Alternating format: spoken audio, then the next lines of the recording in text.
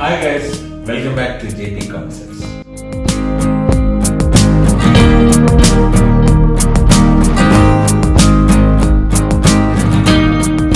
First of all, I'm extremely sorry for this delay in doing these videos in technical series. I was a little busy, that's a problem. Okay, so today a surprise for you guys. Today I'm not going to take the videos for you or take these lessons for you.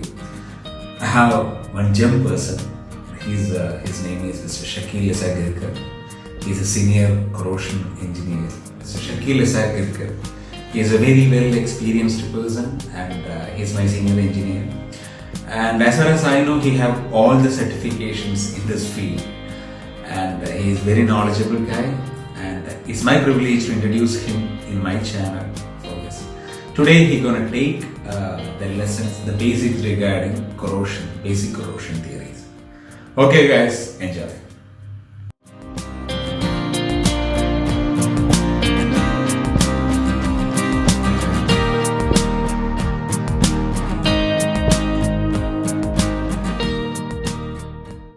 Thanks Jay for introducing me on this platform.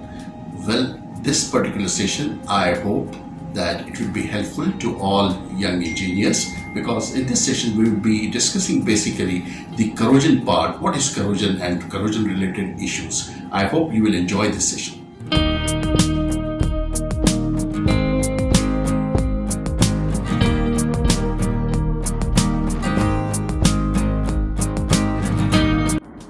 Friends, today we are going to discuss basics of corrosion, like what the corrosion is, what causes corrosion, what are the types of corrosions, and what are the measures of corrosion control generally used.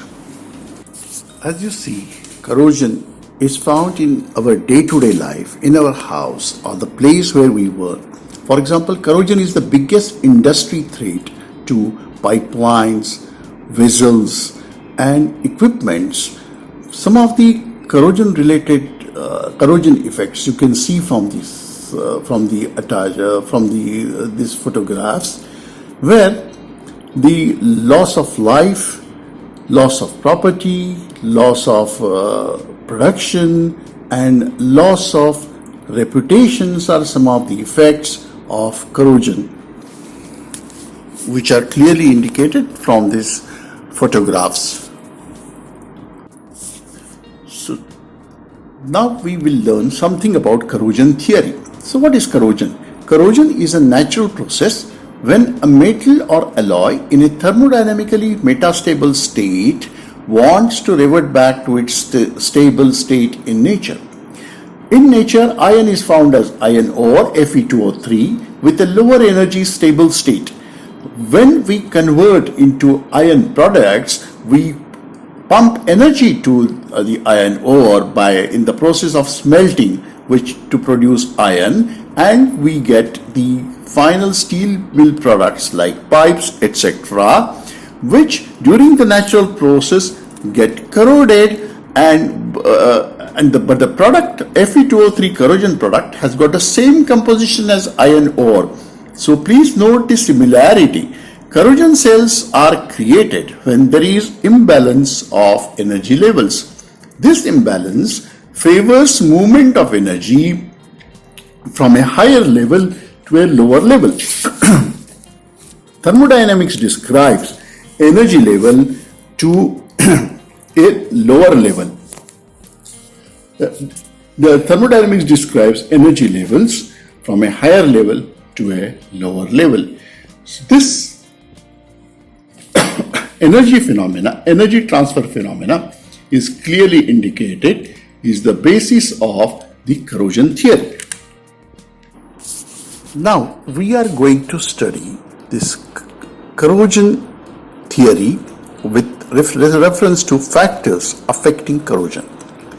Now, corrosion is caused by temperature differences, effects of alloying, oxygen concentration cells, salt concentration cells, metal ion concentration cells, active passive cells, and effect of pH.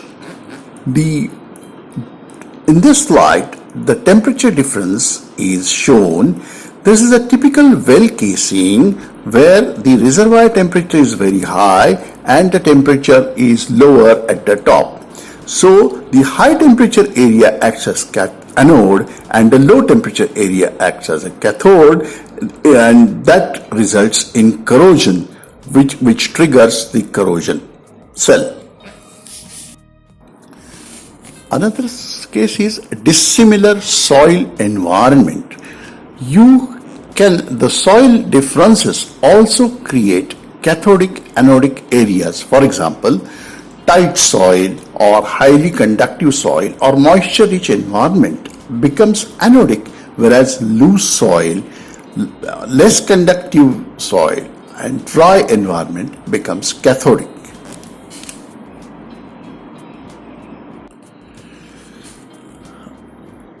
Oxygen concentration cell is another area which causes corrosion. The areas with higher oxygen concentration become cathodic and the areas with depletion of oxygen areas becomes anodic. This kind of a phenomena is generally found in case of a gauge road crossing, a pipelines or flow lines crossing a gauge area or buried under gauge area will have the lower oxygen environment, which areas act as anodic, and the flow lines which are exposed to atmosphere act as cathode, and hence which causes the corrosion cell. Metallic ion concentration cell also causes corrosion. In this case, soil with higher concentration of ions becomes anodic, whereas the soils with lower concentration of ion becomes anodic, and this cell then causes corrosion. So, what are the requirements of a corrosion cell? A corrosion cell typically has got four elements. One is anode, where oxidation corrosion takes place. Another is cathode, where reduction takes place. Third is electronic path, that is a metallic path between anode and cathode. And the fourth one is electrolyte, which is a conducting solution, for example, water plus iron. As it can be seen from the adjacent diagram, there is ionic movement inside the electrolyte, whereas there is a metallic, where there is an electric current flowing through the metallic path. In this slide, we see the corrosion reaction. At the anode, iron loses electrons and convert it into ions Fe plus 2. And in case of cathode, there is acceptance of electron, where the reaction takes place like half oxygen plus H2O plus 2E gives 2 hydroxyl ions are liberated. So in this case, what happens is the reactions are Fe plus 2 ion plus 2 OH minus gives you iron hydroxide, ferrous. Iron hydroxide, again in the presence of oxygen and water, gives you ferric hydroxide, and ferric hydroxide gives you the hydrated ferric oxide, that is called rust Fe2O3.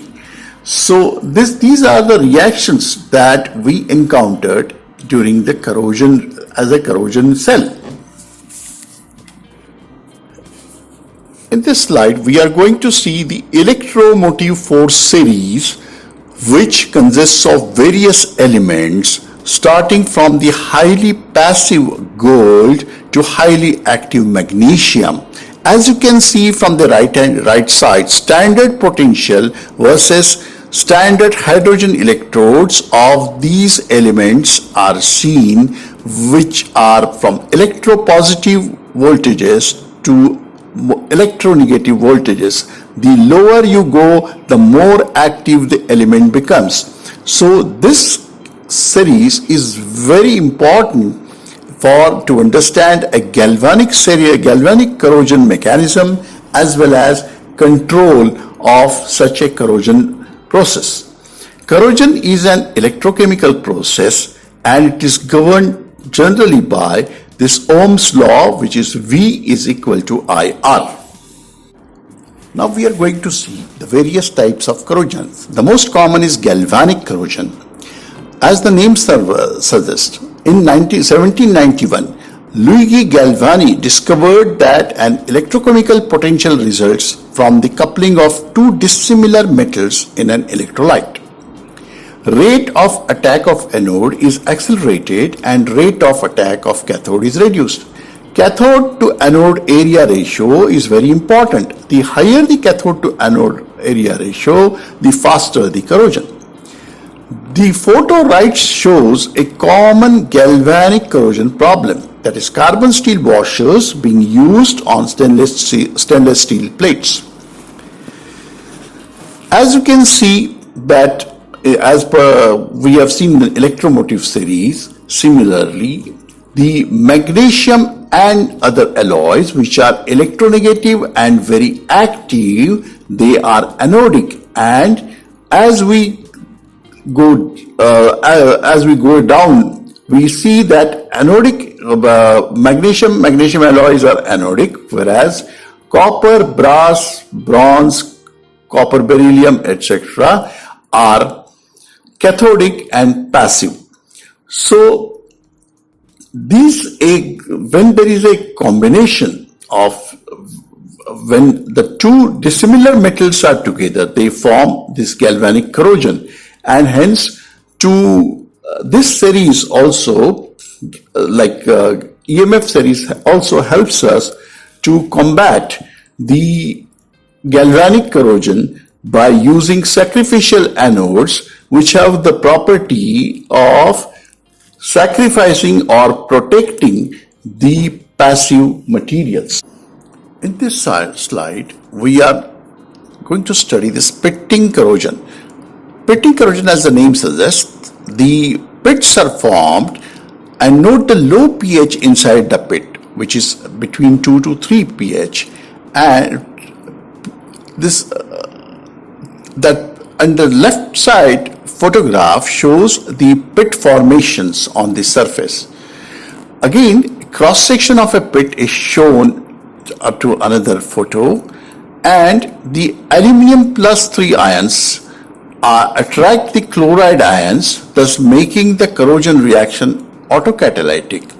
So pitting corrosion is a really threat to a real severe threat, because pitting corrosion cannot be estimated, and sometimes it can result in catastrophic consequences.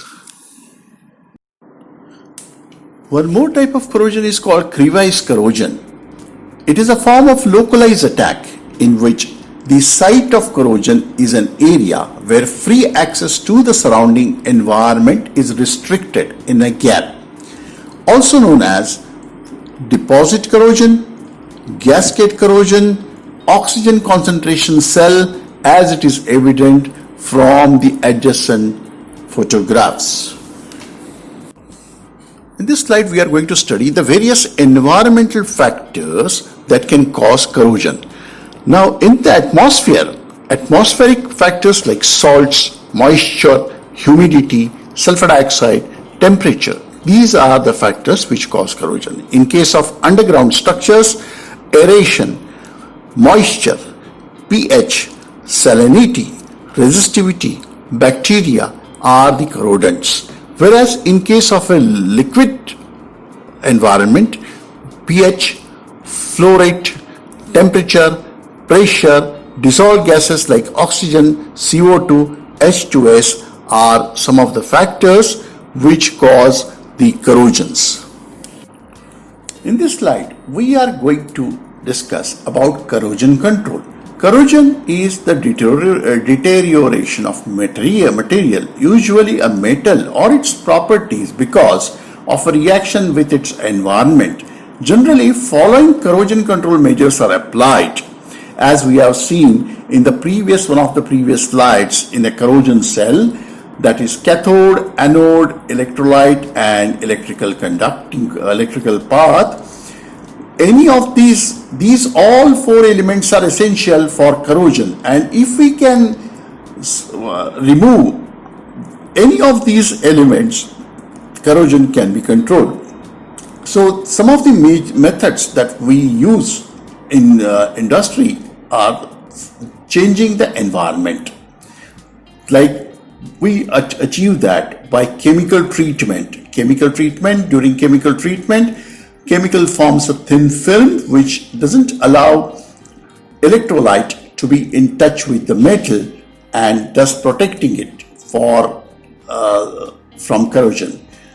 Another is external coating, protective coating and lining. This is again protecting from the environment. And third one is cathodic protection. Cathodic protection is a phenomena where we are using the galvanic corrosion principle to counter the corrosion reaction. By this process, we are converting the all anodic areas into cathodic areas. Corrosion can also be controlled by changing the material, like corrosion resistant alloys, CRAs, or using non-metallics like GRE, RTP, etc. But even though it has got its own limitations. So guys, thank you very much for your attention. We will come with more such series if you like it, and if this can be of helpful to you, the purpose of the series, purpose of this effort is achieved. Thank you.